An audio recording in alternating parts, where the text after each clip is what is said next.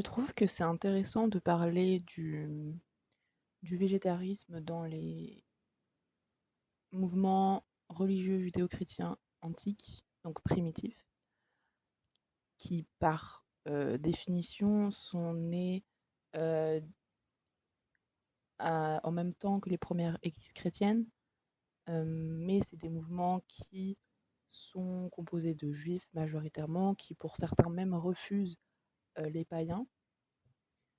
Euh, Je vais expliquer un petit peu mieux après chacun de ces mouvements, mais pourquoi c'est intéressant de parler de végétarisme dans ces mouvements-là, c'est parce que c'est des mouvements qui sont, on va dire, pas les pères fondateurs du christianisme, mais presque, dans le sens où ce sont les premiers mouvements chrétiens, même s'ils étaient juifs. Enfin, en fait, ils étaient juifs dans le sens où c'était des juifs qui pratiquaient encore les lois mosaïques, c'est-à-dire la circoncision, le Shabbat, tout ce qui peut s'en suivre. Ils suivaient l'Ancien Testament. On va voir que même pour certains, c'était pas évident. Il y avait des contradictions, etc. Mais c'était quand même des mouvements des mouvements qui ont fondé d'une certaine façon l'Église chrétienne, l'Église catholique actuelle. Et donc, parler de végétarisme sous ce prisme-là, c'est intéressant parce que on c'est pas quelque en fait, dans la conception, moderne de ce qu'est enfin de comment dire? Du rapport que les chrétiens devraient avoir avec, la consommation de viande, c'est un rapport hiérarchique de supériorité. C'est-à-dire l'homme est supérieur, à l'animal et ça je pense que ça fait consensus. Il y a aucun moment où on a remis en doute dans, le judaïsme ou même le christianisme, la place et la hiérarchie, de l'homme et de l'animal. Mais, heu, en étant, supérieur à l'animal, l'homme s'octroie le droit de manger l'animal. Et ça, c'est quelque chose, qui ne fait pas consensus justement et ce n'était pas le cas dans les mouvements, dans les groupes, judéo-chrétiens primitifs. Et donc, je trouvais intéressant d'en parler puisque c'est quelque chose qu'on n'aborde pas forcément tout le temps dans la question chrétienne, la question du végétarisme qu'on voit comme quelque chose d'extrêmement moderne, surtout le véganisme, voilà des sujets, extrêmement modernes qui sont liés à une certaine compassion pour, l'être vivant, hein, tout simplement. Mais c'est vrai que souvent les mouvements, végétariens, on va dire, modernes, c'est-à-dire hors, d'une conception euh, euh, religieuse quelconque, eh bien, on a l'idée du spécisme, enfin, et de l'antispécisme qui sont mis sur la table, et comme quoi, justement, l'homme et l'animal seraient égaux et tous les animaux seraient égaux entre eux, c'est-à-dire qu'une vache serait égale à un moustique, et dans ce cas-là, on ne devrait pas manger de vache au même titre qu'on ne mange pas de moustique et qu'on ne devrait pas tuer de moustique, etc. Bref, enfin, encore ça, c'est des conceptions qui peuvent se discuter dans les mouvements végétariens et véganes, mais bon. Donc voilà, donc on va parler de ce sujet-là. Euh, Déjà, ce qui est intéressant à dire en dehors des mouvements judéo-chrétiens, c'est la conception d'un idéal édénien dans l'Ancien Testament et plus précisément au tout début de l'Ancien Testament, puisque c'est dans la Genèse. Euh, En fait, on reconnaît Adam et Ève comme des végétariens. De fait, Dieu leur a dit, euh, voici, je vous ai donné toute herbe produisant des graines qui est sur la surface de toute la terre, et tout arbre qui a des fruits qui donnent des graines. Pour vous, cela sera nourriture. Donc en fait, la nourriture d'Adam et Ève était composée essentiellement, enfin même exclusivement, d'herbes, donc de graines et de fruits. Et donc, il n'était pas question de viande. Il n'était pas question de viande, c'était ce qu'on appelle un idéal végétarien lié à un idéal édénien, etc., comme quand l'homme n'était pas corrompu. Justement, et là, donc voilà, c'est quelque chose qu'on admet, que tout le monde admet, Adam et Ève ne mangeaient pas de viande.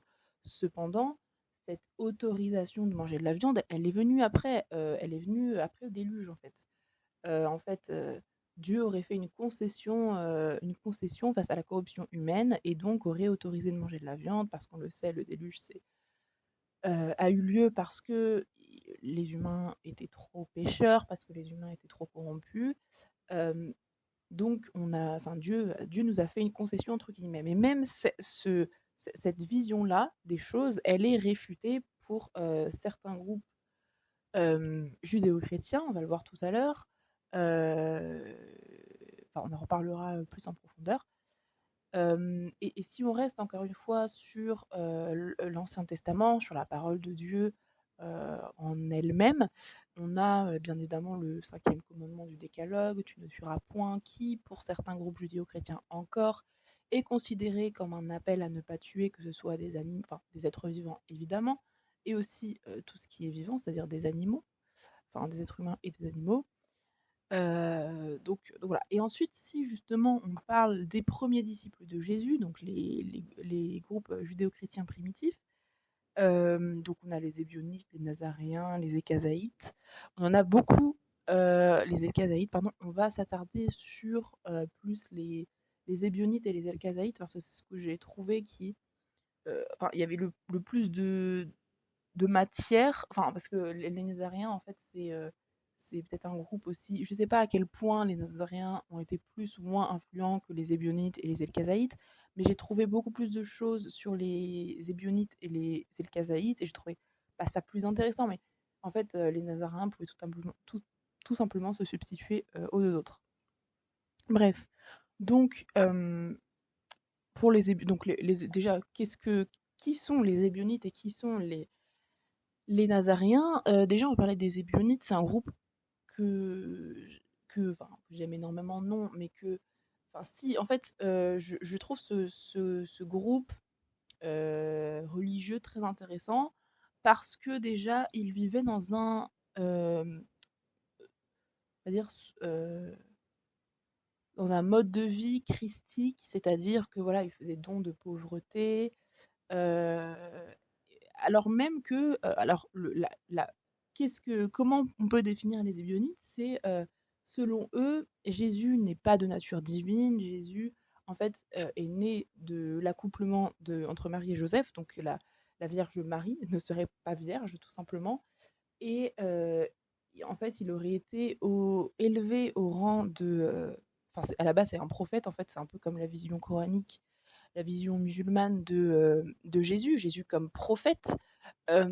Et en fait, il aurait ensuite été élevé au rang de Messie, justement, le jour de son baptême, où il est choisi pour être le Fils de Dieu. Donc c'est un petit peu une version adoptianiste de, la, de Jésus, tout simplement, puisque c'est d'abord un homme comme nous tous, et puis, enfin un homme, hein, quand même un prophète, hein, mais un homme matériel, je veux dire, euh, qui n'a aucun aspect divin, rien de divin en lui, et qui est ensuite choisi après le baptême, enfin le jour du baptême, pour être fils de Dieu et qui devient donc le Messie.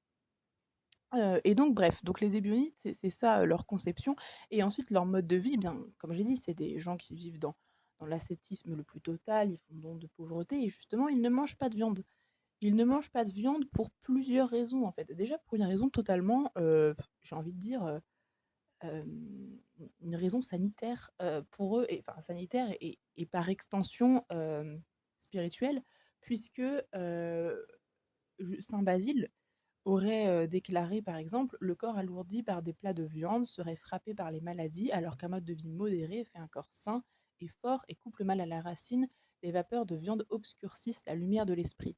Et cette citation, cette déclaration de Saint Basile, elle fait écho à une idée principale, un des arguments entre guillemets des Ébionites pour ne pas manger de viande, c'est qu'ils considéraient la viande comme un aliment lourd et qui excite des passions inférieures et qui donc éloigne de la spiritualité. Et en fait, c'est un aliment, voilà, il y a du sang, c'est quand même de la carcasse animale, c'est impur.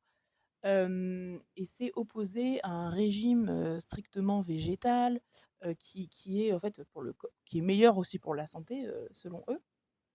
Donc on a cette idée vraiment d'impureté de la viande chez les Ébionites et, euh, et aussi, on a l'idée que Jésus serait venu pour abolir les rites sanglants, donc euh, les, les sacrifices d'animaux.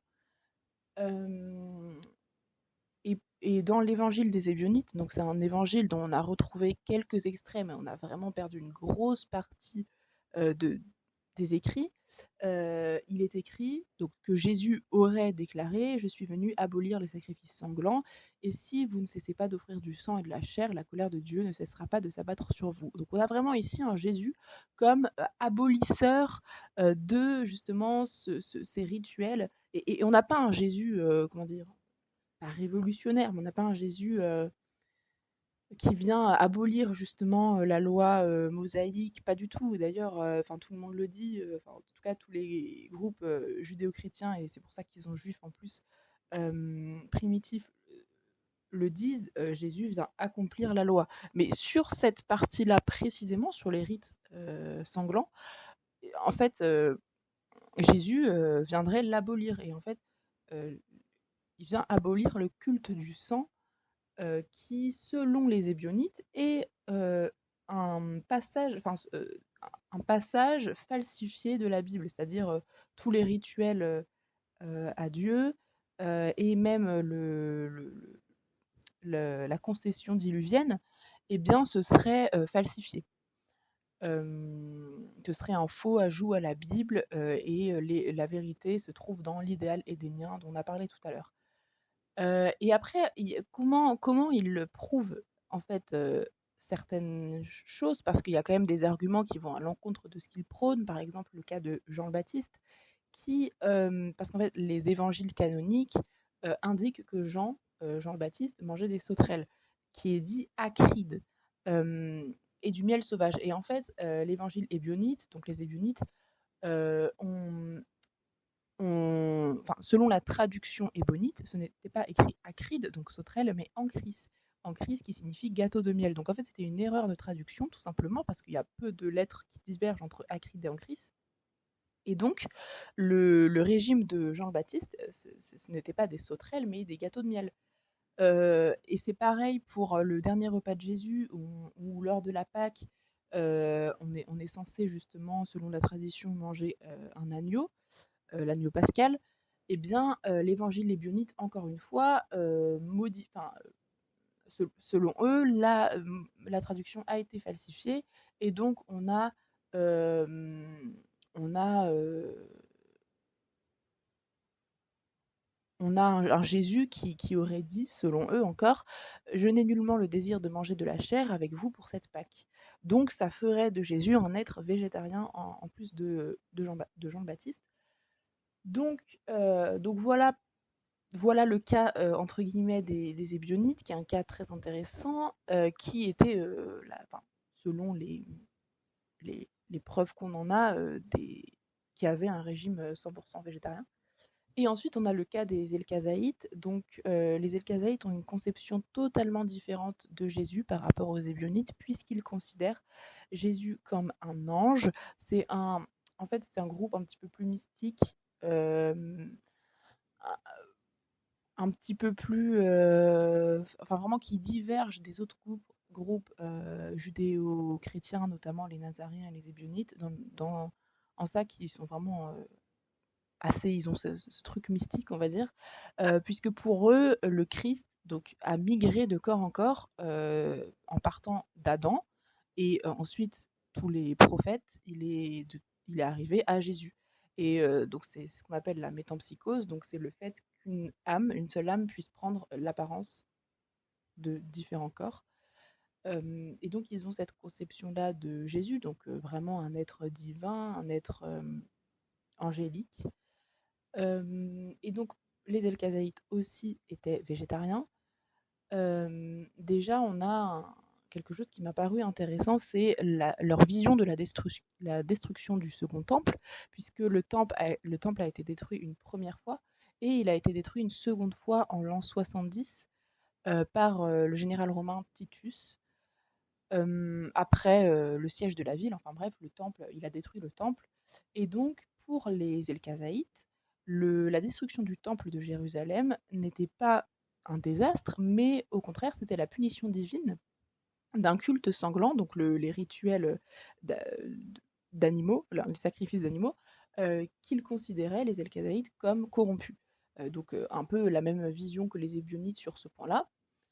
Et aussi, enfin, ce qui est intéressant, chez les Elkhazaïtes qu'on retrouve pas forcément ou peut-être en moins grande quantité, chez les Ébionites, c'est l'importance de l'eau, et la pureté de l'eau qui est vue comme thaumaturgique, c'est-à-dire, porteuse de miracles et donc l'opposition de l'eau thaumaturgique à la viande, sanglante qui est considérée comme impure, tandis que l'eau est évidemment considérée comme, pure.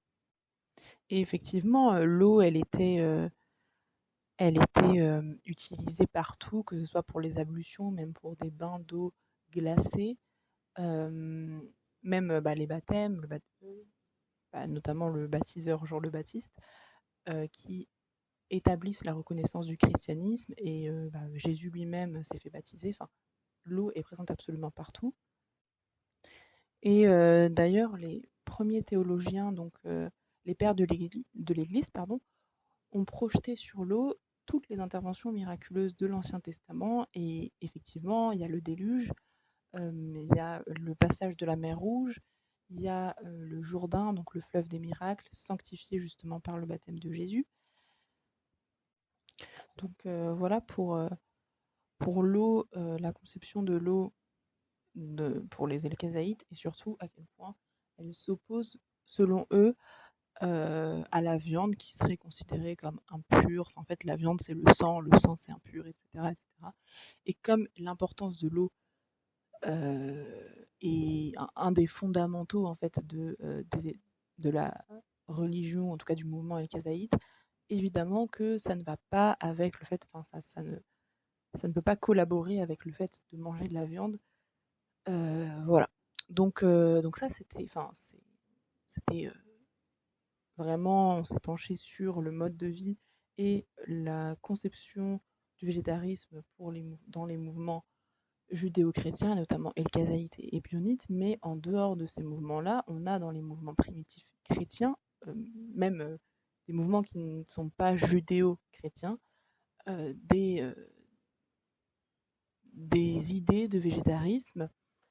Par exemple, on a des apôtres, donc on a l'apôtre Pierre, qui est connu, enfin, entre guillemets, selon les Ébionites et les Elkhazaïtes, est reconnu pour être végétarien lui-même.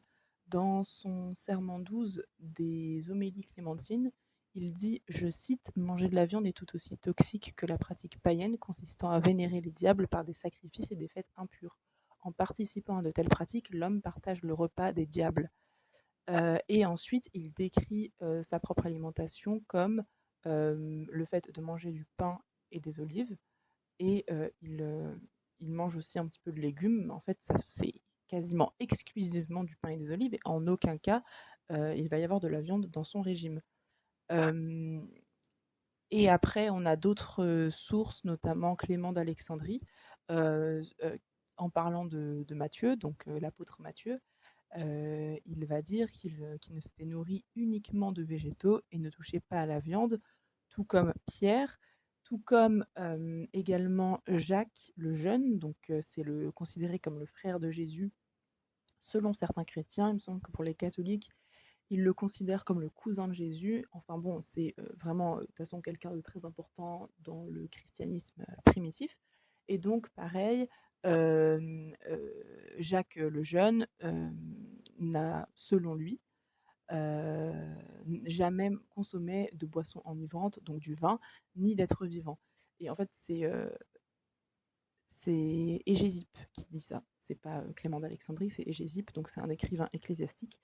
Et il parle donc de Jacques le Jeune, mais aussi de Jean, qui lui aussi ne se nourrissait jamais de viande. Donc on a déjà Pierre, Matthieu, Jean et Jacques qui étaient végétariens selon ces sources-là. Et il semblerait aussi que même Paul, donc Saint Paul, Paul de Tarse, aurait dit Jésus m'ordonna de ne pas manger de viande et de ne pas boire de vin et de me nourrir uniquement de pain, d'eau et de fruits, afin que je sois considéré comme pur lorsqu'il souhaite me parler. Et en fait, c'est marrant quand on sait à quel point l'apparition christique de Paul de Tarse a eu une importance extrême dans l'Église actuelle, puisque Paul, voilà, le fait d'ouvrir la religion chrétienne aux païens et en ce sens de mettre de côté certaines lois mosaïques, ou en tout cas d'arrêter de pratiquer la circoncision, le Shabbat, etc., etc. En tout cas, un Shabbat strict. Et pourtant, ce que Paul affirme là et ce qu'il affirme lui avoir dit Jésus, donc la parole de Jésus lui-même, et j'ai l'impression, enfin, un peu laissé de côté, ou en tout cas, on n'entend jamais parler. Pourtant, ce serait Jésus qui lui aurait dit ça par rapport au vin et à la viande, parce que souvent aussi, c'est pas que le fait de manger des animaux, mais souvent dans ces groupes judéo-chrétiens primitifs, on a aussi le fait de ne pas manger de viande, de ne pas boire, non, de ne pas boire de vin, ou en tout cas de boissons enivrantes. Donc, voilà, ça va souvent de pair en fait. On a aussi d'autres déclarations qui se trouvent dans les écrits des pères fondateurs de l'Église, notamment Tertullien, qui a énormément écrit et qui est très important, une figure très importante de l'Église chrétienne primitive, puisque c'est le plus ancien père fondateur. Et en l'an 200, il aurait divisé les chrétiens en deux groupes. Les uns végétariens, comme il le disait, étaient considérés comme les vrais chrétiens, et les autres mangeaient de la viande et étaient appelés les corps sans âme. Donc là, on a une vraie séparation des végétariens de ceux qui ne le sont pas. Et en fait, il y aurait une scissure au IVe siècle, puisque Constantin va arriver au pouvoir et il va se convertir au christianisme, dont il fait la religion d'État. Et en fait, lui, il était hors de question qu'il renonce à la viande et encore moins au vin. Donc, il décide d'imposer à tous les citoyens de l'Empire romain la forme romaine du christianisme, telle qu'on la connaît aujourd'hui. Et il a même eu recours à la violence pour imposer sa décision, puisque lorsqu'il convoque le concile de Nicée en 325, il a convoqué certains savants qui ont été chargés de revoir et de corriger les premiers documents sur la vie et les enseignements de Jésus, donc en fait de falsifier volontairement les premiers écrits sur la vie de Jésus. Donc ça, c'est quelque chose de notable, je trouve. Et puis là, c'est purement pour des raisons, enfin, c'est des raisons, voilà, c'est des raisons politiques, parce que aussi pour convertir le plus de monde possible, les gens savaient bien que les Romains euh, aimaient aimaient les sacrifices d'animaux, ils aimaient le vin, évidemment. Donc c'était plus facile aussi de convertir le plus rapidement les Romains à cette nouvelle religion. Et on a même d'autres sources, donc notamment Sénèque, qui a expliqué dans une lettre, alors c'est une lettre dont on n'est pas vraiment sûr de l'authenticité, il y a des chances que oui, il y a d'autres que non, mais si c'est le cas, c'est assez parlant, puisque il a écrit qu'il s'était abstenu de consommer de la viande, et en fait, à cause de ça, il a dû quitter le royaume, car on le soupçonnait d'être sous l'influence du culte étrange du christianisme, puisqu'à l'époque de Sénèque, c'était vraiment les tout débuts du christianisme, c'était pas une religion d'État, ça venait d'arriver, et donc c'était effectivement extrêmement déroutant que Sénèque arrête de manger de la viande, et donc on a cru qu'il était devenu ou qu'il était sous l'emprise du christianisme. Et, en fait, l'empereur a considéré son abstinence de chair animale comme une preuve de sa foi chrétienne. Mais encore une fois, il y a un débat sur l'authenticité de cette lettre parmi les érudits. Donc voilà, est-ce que c'est une vraie source ou non? On n'en sait rien. Et ensuite, la dernière source que j'ai trouvée intéressante, c'est dans l'évangile de Thomas. Thomas qui écrit misérable est le corps qui dépend d'un corps et misérable est l'âme qui dépend de ces deux. Alors là, encore une fois, on l'interprète de la manière dont on veut, mais on peut l'interpréter sous le prisme du végétarisme. En tout cas, il y a énormément de sources, et notamment chez les premiers chrétiens, des sources antiques, qui démontrent, enfin, qui démontre déjà que des groupes étaient végétariens, ça c'est même pas à remettre en question, je pense, mais surtout que manger de la viande serait une interdiction, enfin une interdiction divine ou en tout cas une interdiction christique. Donc en fait, le végétarisme, il a sa place amplement dans le judéo-christianisme et petit à petit, comme je l'ai dit, notamment à cause des réformes romaines, du concile de Nicée, etc., on a eu justement des réformes, des changements, et l'Église telle qu'elle est aujourd'hui actuellement, l'Église catholique, enfin, je sais pas, mais je parle de l'Église catholique, et ben, on n'a plus du tout cette conception végétarienne cette conception d'un christianisme végétarien. Euh, et puisque c'est pas non plus écrit noir sur blanc dans la Bible, donc c'est pas évident, mais en tout cas, je trouve que de parler de ces groupes là, c'est intéressant dans ce. Enfin, c'est assez pertinent quand on parle de végétarisme et quand on parle de christianisme.